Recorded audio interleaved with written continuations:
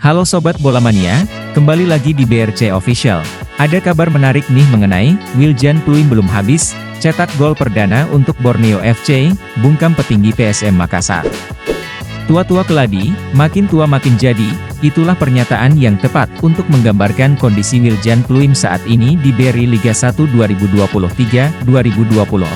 Bersama Borneo FC Samarinda, Wiljan Pluim semakin padu dengan permainan Borneo FC, bahkan di laga kontra PSIS Semarang, ex-gelandang PSM Makassar ini berhasil mencetak gol perdananya Liga 1 untuk Pesut Etam, pada laga Sabtu, 9 Desember 2023, malam di Stadion Segiri Samarinda. Pelatih Borneo FC, Peter Huistra menurunkan Wiljan Pluim sejak menit pertama. Sepanjang pertandingan Wiljan Pluim terlihat tak berubah. Ia bermain kreatif dan bahkan kerap membahayakan pertahanan PSIS Semarang.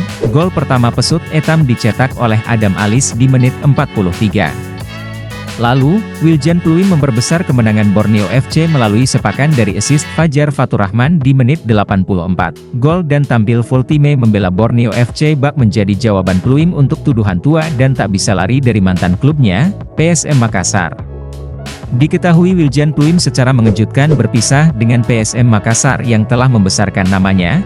Perpisahan marquee player terakhir di Liga 1 dengan PSM Makassar sempat diwarnai drama.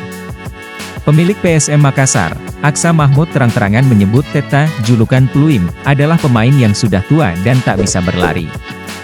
Saya suruh manajemen ganti dengan pemain yang lebih hebat. Tapi saya belum umumkan. Putaran kedua, kau lihat penggantinya Pluim lebih hebat, kata Aksa. Pluim sudah tua.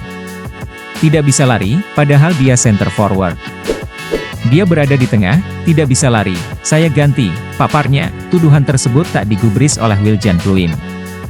Ia justru melenggang ke pulau seberang, Borneo FC. Setelah resmi bergabung dengan Borneo FC, kini Wiljan Pluim menjawab tuntas tuduhan tersebut dengan penampilan apiknya tadi malam.